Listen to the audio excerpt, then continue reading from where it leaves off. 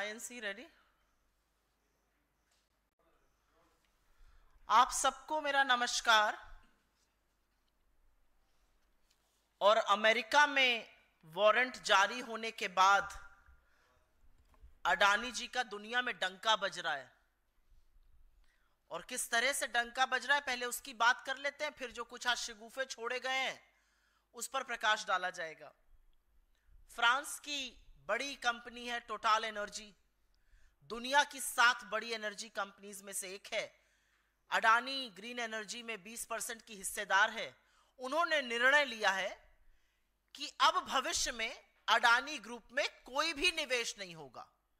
यह निर्णय भ्रष्टाचार, घूसखोरी, जालसाजी के जो आरोप लगे हैं अमेरिका में, उसके चलते किया गया है। यह उनकी प्रेस रिलीज में है कि हमारी जीरो टॉलरेंस है भ्रष्टाचार को लेकर। तो टोटल एनर्जी ने आगे आइंदा निवेश ना करने की ठानी है।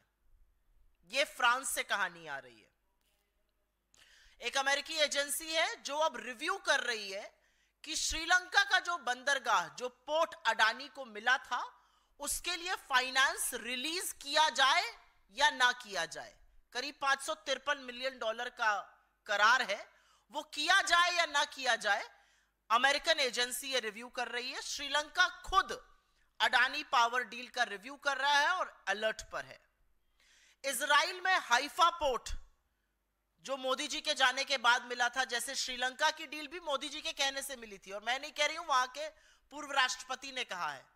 इजराइल मोदी जी जब गए थे, वहां से लौटे तो हाइफा का जो एयरपोर्ट, हाइफा के पोर्ट का करार मिला था, वहां पर श्रमिक जबरदस्त विरोध में उतरे हुए हैं अडानी के खिलाफ। कीनिया के राष्ट्रपति ने तो सदन में बताया कि एयरपोर्ट की और पावर की डील को हम रद्द करते हैं, और हम सबका सिर शर्म से झुका जिस तरह का जश्न कीनिया ने मनाया अडानी की डील रद्द होने का। एक हिंदुस्तानी कंपनी ने इस तरह हमारा सिर शर्मसार किया।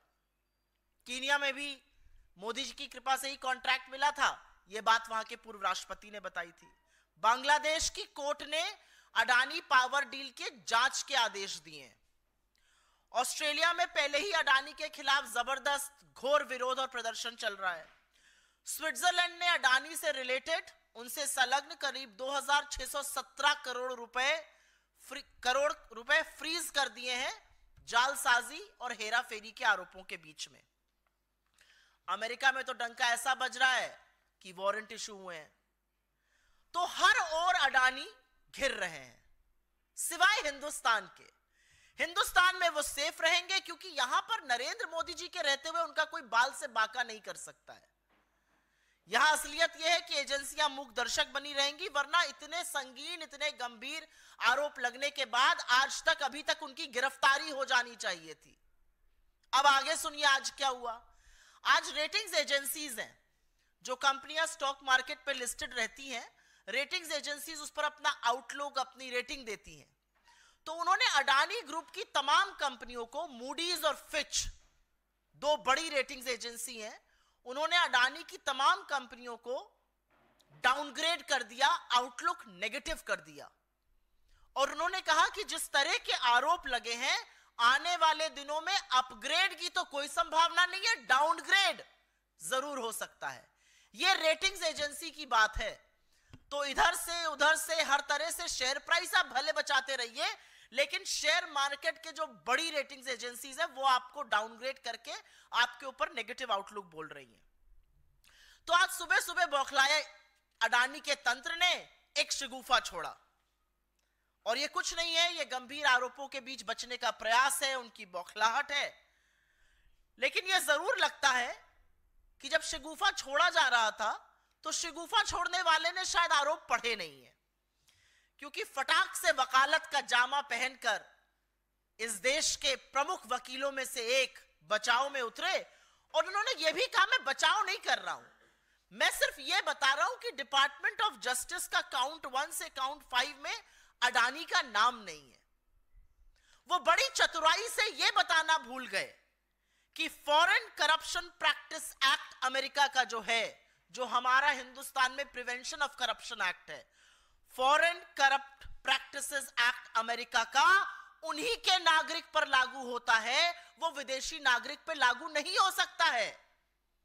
गौतम अडानी, उनके भतीजे विदेशी नागरिक है, वो भारतीय मूल के हैं, तो उन पर अमेरिका एफसीपीए के तहत आरोप लागू नहीं कर सकती है। लेकिन तमाम इनक्रिमिनेटिंग एविडेंस अमेरिका ने अपने ऑर्डर में दी है, जिसका अभी मैं आपको उल्लेख करूंगी। और काउंट 1 और काउंट 5 जो बड़ी चतुराई से, जैसे वकील लोग काफी अक्सर करते हैं, घुमाकर जलेबी बनाकर बोला गया, लेकिन यह बात छुपाई गई कि एफसीपीए उनका नाम दे ही नहीं सकता है, क्योंकि वो अमेरिकी नागरिक नहीं है। लेकिन उसी एफसीपीए ने अजोर पावर, जो अडानी की पार्टनर कंपनी है, जिसने अडानी के साथ यहां पर कॉन्ट्रैक्ट एसईसीआई से किया, जिसने पावर परचेजिंग एग्रीमेंट्स का खरीद फरोख्त किया, जिसके ऊपर आरोप है, उसके ऊपर भी आरोप है रिश्वत लेने का, और तमाम इनक्रिमिनेटिंग एविडेंस है कि क्या क्या किया गया। और अब मैं आपको बता देती हूं ऑर्डर का पैरा 47, जो साफ तौर पे कहता है गौतम अडानी, सागर अडानी और अन्य लोगों ने भारत में रिश्वत देने, रिश्वत की पेशकश करने, रिश्वत का वादा करने की एक योजना तैयार की, और इस घूस के बदले सरकारों से बिजली कंपनियों को केंद्रीय PSU solar energy corporation of India के साथ बिजली करार साइन करने के लिए बाध्य किया जाएगा। यह ऑर्डर से कोट कर रही हूं मैं, पैरा नंबर 47। तो जो आज शगुफा सवेरे छोड़ा गया था, नाम नहीं है, वो लोग चतुराई नहीं, पाप कर रहे झूठ बोलकर। इसी ऑर्डर में यह भी कहा गया, और यह पैरा नंबर 49 से मैं पढ़ रही हूं, कि अडानी और उनके लोगों ने राज्य की बिजली वितरण कंपनियों द्वारा पीएसएस को लागू करने के लिए, पावर सप्लाई एग्रीमेंट्स को लागू करने के लिए भारत सरकार के अधिकारियों को करीब करीब 2300 करोड़ की घूस दी, घूस देने की पेशकश की और घूस देने का वादा किया। यह पैरा 49 से मैं पढ़ रही हूं, उसी ऑर्डर का पैरा 49 है। अब आगे पैरा 70 पढ़ लेते हैं, क्योंकि बीजेपी का यह दलील है कि इसमें हमारी तो कोई राज्य था नहीं। अरे जम्मू कश्मीर में आपकी सियासत चल रही थी, और यह सच है कि उड़ीसा और आंध्र प्रदेश दोनों जगह संकट मोचक बने नवीन बाबू और जगन रेड्डी आप ही के मोहरे थे, हर बार आप ही के बचाव में खड़े रहते थे, आपके बार बार सपोर्ट करते थे। और हमारे पूर्व मुख्यमंत्री ने और हमारे घटक दल के मुख्यमंत्री ने तो खुल के कह दिया, जांच कर लीजिए, ये प्रीवियस गवर्नमेंट्स का किया हुआ है। तो बीजेपी जब ये कहती है तो उसका एक और जवाब है, और ये जवाब पैरा 70 में है, जिसमें कहा गया है कि सबसे उच्चतम स्तर पर भ्रष्टाचार का आरोप लगाया गया है, और कहा गया है कि सागर अडानी और विनीत जैन ने SECI solar energy corporation of India की 2.3 गीगावाट पावर परचेजिंग एग्रीमेंट को आवंटित करने की जो प्रक्रिया थी, उसको पर भी गुपचुप तरीके से प्रभाव किया। Solar energy corporation of India Bharat सरकार की एक पीएसयू है, भारत सरकार की एक कंपनी है, और न्यू और रिन्यूएबल एनर्जी के तहत आती है। और न्यू और रिन्यूएबल एनर्जी के मंत्री पीयूष गोयल, आरके सिंह और प्रहलाद जोशी रह चुके हैं। तो ये जो बददिमाग प्रवक्ता और आधा पढ़ के आए लोग दलीलें देते हैं, दलील देनी चाहिए पीयूष गोयल को, दलील देनी चाहिए प्रहलाद जोशी को, और दलील देनी चाहिए आरके सिंह को, क्योंकि भारत के एक पीएसयू का नाम रिश्वतखोरी के मामले में, यह केंद्र सरकार के अंतर्गत एक पीएसयू का नाम रिश्वतखोरी के मामले में डिपार्टमेंट ऑफ जस्टिस की ग्रैंड जूरी के दस्तावेज में है। यहां पर मैं एक बात और भी बताना चाहती हूं, एक बेवकूफी की दलील और दी जाती है, अरे अमेरिका में आरोप लगे, आप क्यों परेशान हैं? अमेरिका में लगे आरोपों पर इसी मोदी सरकार के कार्यकाल के दौरान सीबीआई ने 2 मामलों की जांच की है। 2016 में ब्राजीलियन कंपनी एम्ब्रेयर के ऊपर एफसीपीए, फॉरेन करप्शन प्रिवेंट का जो एक्ट थी अमेरिका की, वो लगी थी, और उसी के आधार पर नरेंद्र मोदी के कार्यकाल में सीबीआई ने एम्ब्रेयर के खिलाफ जांच की। लुइस बर्जर केस, जिसका नाम सुनकर हेमंत बिस्व शर्मा के हाथ पैर फूल जाते हैं, लुइस बर्जर केस, अमेरिका की एक अदालत में घूस देने का मामला सामने आया। उस आरोप के आधार पर सीबीआई ने हिंदुस्तान में जांच की है। और आपकी समझ और बताने के लिए बताना जरूरी है कि हिंदुस्तान की सेबी और अमेरिका की सिक्योरिटीज एक्सचेंज कमीशन के बीच एक बायलैटरल एग्रीमेंट है। और अगर एसईसी की जांच में इतने गंभीर आरोप सामने आए हैं तो यह सेबी की जिम्मेदारी है, दे आर अंडर ऑब्लिगेशन कि वो जांच करें। तो यह दलील बिल्कुल नहीं चलेगी कि वहां आरोप लगाए, हम क्यों जांच करेंगे, क्योंकि आपने बाकी केसेस में की है, क्योंकि आपने लुइस बर्जर केस में और एम्ब्रियर के केस में जांच की है। पर क्योंकि अडानी का नाम सामने आ गया है तो आपको सांप सूंघ गया है। हमारी एजेंसियां हाथ पर हाथ धर के मूक दर्शक बन गई हैं। किसी और पर भी आरोप होता तो आपको क्या लगता है, ED, CBI, income tax, SEBI ऐसे ही मूक दर्शक बने रहते? इनके हाथ पैर सिर्फ इसीलिए फूले हैं क्योंकि अडानी का नाम आया है। और एक बात तो सच है, यहां पर वो क्यों सेफ है और कैसे सेफ है, यहां पर उनसे कोई एजेंसी सवाल नहीं पूछ रही है। सदन में उनका नाम ले लो, चर्चा तो बड़ी दूर की बात है, नाम ले लो तो सदन स्थगित हुआ जा रहा है। सभापति चीख चीख कर कह रहे हैं कुछ चीज रिकॉर्ड पर नहीं जाएगी। उनके लिए नियम कानून बदले जा रहे हैं, उनके लिए पूरी सरकार, सारे मंत्री, सारे सांसद उनकी पैरवी करते घूम रहे हैं। पूरी की पूरी भारतीय जनता पार्टी उनके बचाव में उतरी हुई है। तो ये सब क्यों हो रहा है? क्योंकि राजा की जान एक तोते में है और उस तोते का नाम अडानी है। इसके अलावा और कोई कारण नहीं है। इस मंच से हम मांग करते हैं कि लाखों करोड़ों की हेराफेरी, जालसाजी और रिश्वत के आरोपों से घिरे गौतम अडानी की जो विश्व जांच कर रहा है, विश्व की तमाम देश जांच कर रहे हैं, तमाम एजेंसियां जांच कर रही हैं, हिंदुस्तान में निष्पक्ष जांच हो। इतने संगीन आरोपों के बीच इस मंच से हमारी मांग है उनकी गिरफ्तारी हो। हमारी मांग है कि संसद में गौतम अडानी के खिलाफ लगे आरोप पर विस्तृत चर्चा हो। और हमारी मांग है कि सत्तारूढ़ दल के सांसद, सरकार के मंत्री, सत्तारूढ़ दल बेशर्मी त्याग कर अडानी का बचाव करना बंद कर दे। एक व्यक्ति जिसके चलते हिंदुस्तान के rule of law and order पे, हिंदुस्तान के कॉर्पोरेट उद्योग जगत पे, हिंदुस्तान के मार्केट पे, मार्केट की क्रेडिबिलिटी पर, हमारे इंस्टीट्यूशंस पर, हर चीज पर, हमारी कॉर्पोरेट गवर्नेंस पर धब्बे लग रहे हैं, दाग लग रहे हैं, उनका बचाव बीजेपी और उसका तंत्र बिल्कुल बंद कर दे। I will very briefly make a statement in English, and as you know,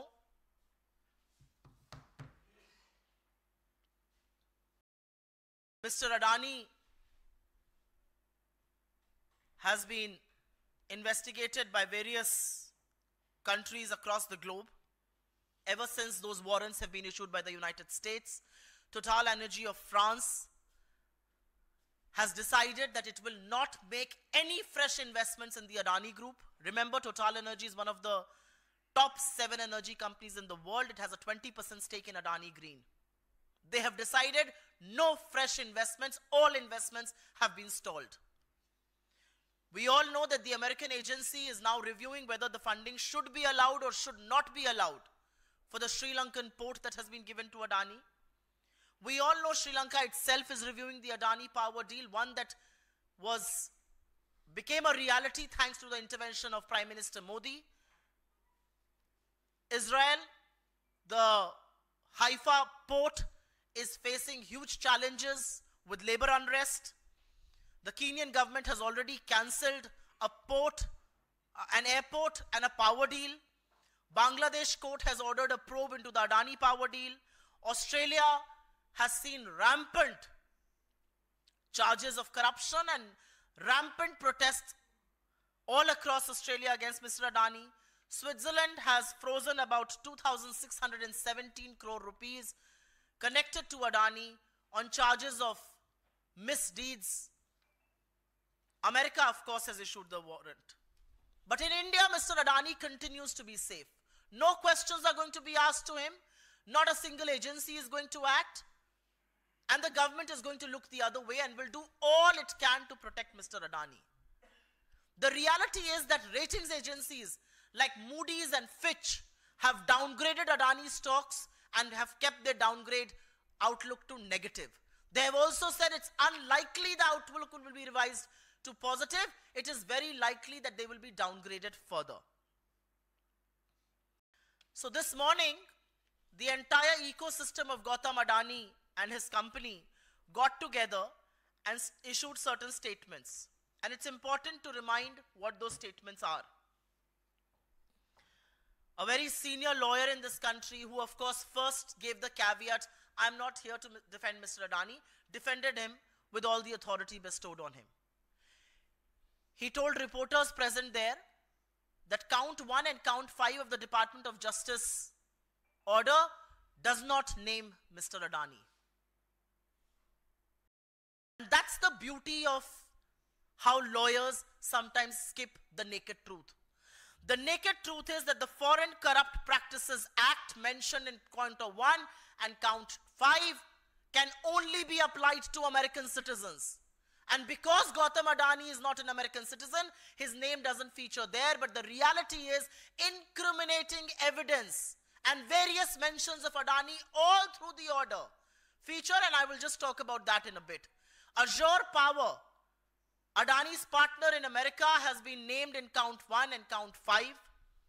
The reality also is that the documents of the grand jury of the Department of Justice very categorically state, and I will quote here, in para 47, it clearly says that Gautam Adani, Sagar Adani and others devised a scheme to offer, authorize, make and promise to make bribe payments to Indian government officials in exchange for causing state electricity distribution companies to enter into PSAs with the Solar Energy Corporation of India.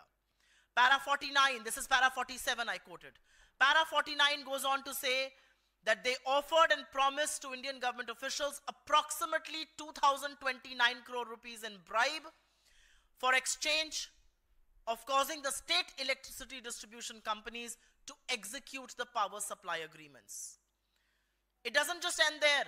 Para 70 goes on to name the Indian government PSU, the public sector undertaking right under the nose of the central government, the Solar Energy Corporation of India, which comes under the aegis of the New and Renewable Energy Ministry. And it says that SECI was influenced to change its process of allocating 2.3 gigawatts of PPAs to India's energy companies. Those are the charges.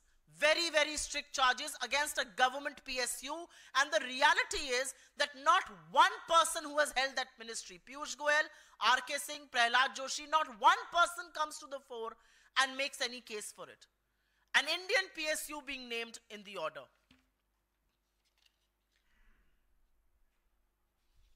One of the arguments that the BJP gives very often is that these charges are being made in the US. Why do we investigate? Well, this very BJP government, headed by Narendra Modi, got the CBI to investigate Embraer, which was facing similar charges in the United States in the Department of Justice, got them to investigate the Louis Berger bribery scandal, which again was being probed in the United States, and certain things were revealed in one of the courts of New Jersey. Why did that happen then? Why does one turn a blind eye to Mr. Adani but not to Embraer and to Louis Berger? And who is protecting Adani? And why is he being protected? The reality is that ED, CBI, SEBI, and SEBI is actually under clause. SEBI has a bilateral agreement with the Security and Exchange Commission of the United States. It should ideally be probing and launching a proactive investigation of its own. But SEBI, ED, CBI, Income Tax, Department of Revenue Intelligence, who is stalling a probe against Gautam Adani? The entire government, the entire government machinery. The BJP is all out to support Mr. Adani. You mention the word Adani. Forget about a detailed discussion on him under Rule 267. You mention the word Adani, and the government is too willing to adjourn both houses of parliament. Why is that so? Why is that being done? The reality is that from this platform, we ask for 4 things. Mr. Gautam Adani is saddled with charges of corruption, bribery, and misdoings. Anybody else who would have faced those charges would have been probed by the agencies and arrested. Gautam Adani needs to be taken into custody immediately. There needs to be a detailed discussion on the charges he's facing in India's parliament, in the seat of policy making. Agencies, the ED, CBI, SEBI, need to launch an objective, fair probe against Mr. Adani for the charges he's facing, not just in the United States, but various countries across the globe. And last but not the least, the BJP, its ecosystem, and government officials, government ministers, MPs should stop defending a man who's tainted and who's only bringing to India disrepute, who's only bringing to India charges of corporate misgovernance, who's only bringing to India loss of credibility, erosion of credibility as far as our stock markets, as far as our rule of law is concerned. Why are you defending a tainted man is the question we asked from this stage. आपके सवालों का स्वागत है. सवाल अगर इस पर रहें तो मैं अनुग्रहित रहूंगी.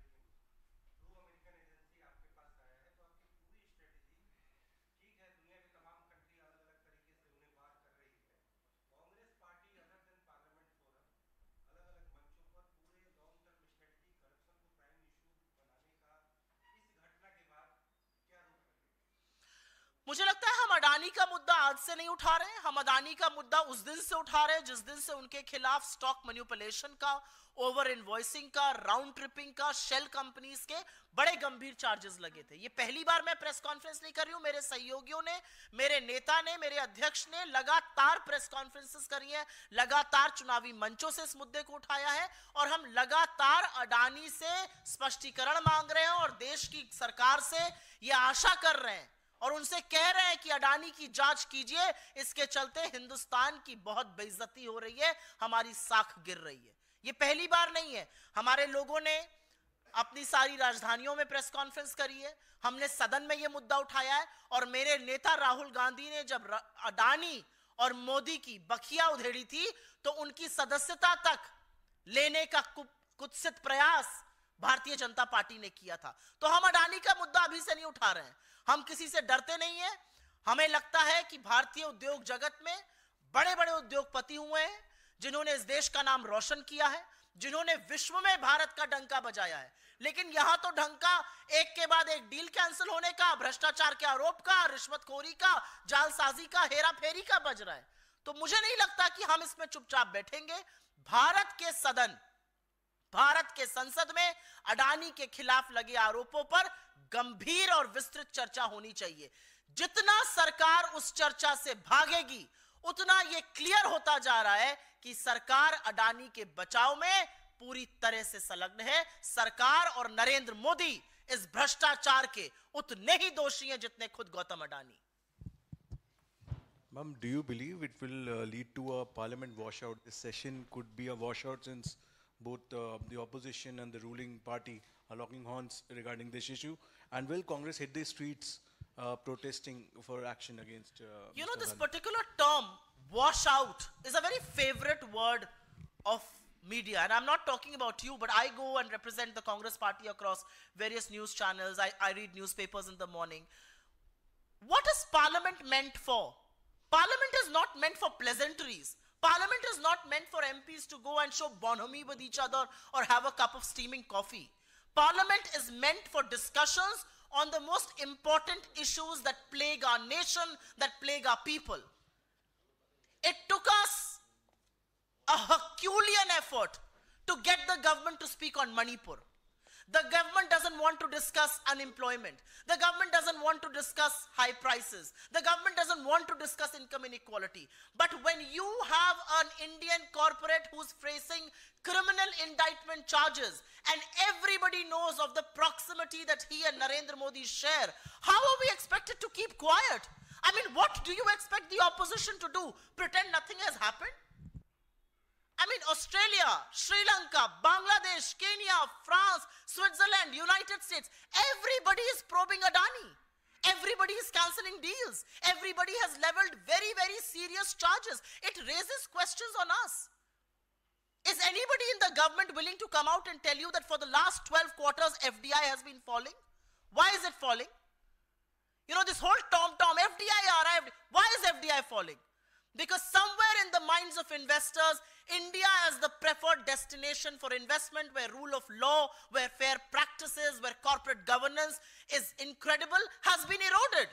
And has been eroded because you have one crony capitalist who you want to create into a monopoly. You've created his monopoly in ports, in airports, in power purchase agreements. All of the Prime Minister's foreign trips seems to be a business deal to get Mr. Adani some new deals. How are we expected to keep quiet? And this matter is not just about corporates. This matter affects the people of this country. What was Mr. Adani trying to do? He was trying to bribe, and he did bribe. And let me tell you one thing. When the US documents say Indian officials, it does not mean Indian officials like we do, that bureaucrats. It means Indian officials as in Indian politicians at large. What was he trying to do? He was trying to coax all of these people to buy expensive electricity, and who would bear the burden of it finally? The people of this country. I very often fly to Lucknow. I was stunned to know that at the Adani airport in Lucknow, you have to pay over 3,000 rupees for a wheelchair. That's what creation of monopoly does. So what do you expect us to do? Look the other way, keep quiet, pretend nothing has happened. I mean, this is an issue which has huge ramifications for India's corporate sector, for India's markets, for India's small investors, for our credibility. Obviously, we're going to talk about this. And Parliament is meant to discuss these things. Parliament is not meant to tap your desks and shout Modi, Modi. मैं इसको हिंदी में भी बोलना चाह रही हूँ. ये जो एक बड़ा शब्द है ना, ये वॉश आउट, ये मीडिया का बड़ा चर्चित, उनका बड़ा, आप लोगों का बड़ा ये प्रिय शब्द है. आपको बहुत अच्छा लगता है ये शब्द. और आपसे ज्यादा आपके जो कमांडो वॉरियर एंकर स्टूडियो में बैठते हैं, उनका तो बहुत ही उम्दा प्रिय है. रोज ऊपर लिख के आता है वॉश आउट, वॉश आउट. क्या है वॉश आउट? और भारत का सदन क्यों है? भारत का संसद किस लिए है? भारत का संसद गर्म कॉफी पीने के लिए, एक दूसरे से गलबैया करने के लिए? भारत के सदन में, भारत के संसद में जो सबसे गंभीर मुद्दे हैं, जो सबसे ज्वलंत मुद्दे हैं, उन पर चर्चा होनी चाहिए. एक आपका उद्योगपति जो नरेंद्र मोदी का चहेता है, ये सारी दुनिया जानती है. नरेंद्र मोदी के कहने से उसको श्रीलंका में, बांग्लादेश में, इजराइल में, कीनिया में हर जगह डील मिलती है. एक ऐसे उद्योगपति के खिलाफ संगीन आरोप यूएस की डिपार्टमेंट ऑफ जस्टिस की ग्रैंड जूरी ने लगाया है. 2 साल की जांच के बाद लगे ये आरोप. उसमें एफबीआई और एसईसी संलग्न है. दुनिया भर के देश, Kenya, Sri Lanka, Bangladesh, Switzerland, Australia, America, सब जांच कर रहे हैं अडानी के खिलाफ. सब एक के बाद एक डील कैंसिल कर रहे हैं, उनका पैसा फ्रीज कर रहे हैं. और हमारे यहां हम ऐसा प्रिटेंड कर रहे हैं मानो कुछ हुआ ही नहीं हो. अगर सदन में इस पर चर्चा नहीं होगी तो चर्चा कहां होगी? क्योंकि इसके बड़े गंभीर परिणाम हैं. अडानी पर जो जांच लगी है और जो शिथिलता नरेंद्र मोदी की सरकार और नरेंद्र मोदी के लोग और उनकी एजेंसियां दिखा रही हैं, वो पूरी तरह से भारतीय उद्योग जगत पर, भारतीय मार्केट पर, भारतीय इन्वेस्टर के लिए बहुत बुरा संकेत है. ये कहीं ना कहीं हमारी जो कानून व्यवस्था है उस पर सवाल उठाता है. ये फेयर प्ले पर सवाल उठाता है. ये कॉर्पोरेट गवर्नेंस पर सवाल उठाता है. और इसलिए इसकी चर्चा सदन में होनी चाहिए. हमें मशक्कत करनी पड़ी थी जब इस सरकार ने मणिपुर पर चर्चा करी थी, और आप सबने देखा था कि 36 सेकंड मणिपुर बोलकर प्रधानमंत्री निकल गए थे. यह सरकार बेरोजगारी पर चर्चा नहीं करेगी, महंगाई पर नहीं करेगी, आर्थिक असमानता पर नहीं करेगी, अडानी पर नहीं करेगी. तो मोदी वंदन करने के लिए सदन नहीं है, वो बीजेपी के हेडक्वार्टर में करिए.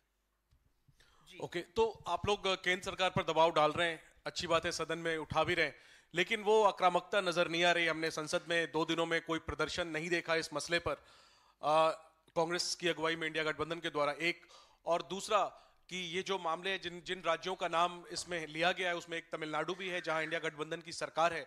रिश्वतखोरी के आरोप हैं. क्या डीएमके सरकार अपने स्तर पर इसकी जांच करवाएगा? आप लोग ये मांग करते हैं, और अगर इसमें तथ्य होता है, क्या ये मैं आपसे समझना भी चाहता हूं, पूछना भी चाहता हूं कि क्या डीएमके सरकार तमिलनाडु की इस मामले में गिरफ्तारियां कर सकती हैं जो आप लोग मांग कर रहे हैं? सर्वप्रथम तो चित भी मेरी और पट भी मेरी नहीं चलेगी। हमें सकारात्मक भी रहना है, हमें रिस्पॉन्सिबल ऑपोजिशन भी रहना है, हमें मुद्दे भी उठाने हैं। और अगर हम आक्रामकता करके वेल में आ जाएंगे तो आप ही लोग कहेंगे चलने ही नहीं दे रहे सदन, ऑपोजिशन के चलते वॉश आउट हो रहा है। तो हम अपने स्तर से बहस करने की मांग कर रहे हैं। रूल 267 के अंतर्गत हमारे अध्यक्ष ने नोटिस दिया है, तमाम नोटिस लोकसभा में, हमें बहस करनी है। अब उसमें आपको आक्रामकता दिखे ना या दिखे, बहस तो अडानी पर करनी पड़ेगी इस सरकार को, पहली बात। दूसरी बात, आपने तमिलनाडु की सरकार का नाम लिया, मैं तमिलनाडु नहीं, मैं छत्तीसगढ़ की भी बात कर देती हूं।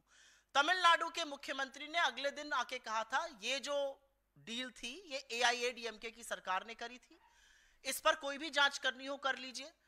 हमारे छत्तीसगढ़ के पूर्व मुख्यमंत्री ने भी यही बात कही है। लेकिन सवाल इस बात का है कि राज्य जांच करेंगे या केंद्रीय एजेंसियां जांच करेंगी। जब ऐसे मामले पहले सामने आया, लुइस बर्जर केस हो गया, ब्राजीलियन कंपनी एम्ब्रेयर का केस हो गया, उसमें CBI ने जांच करी थी।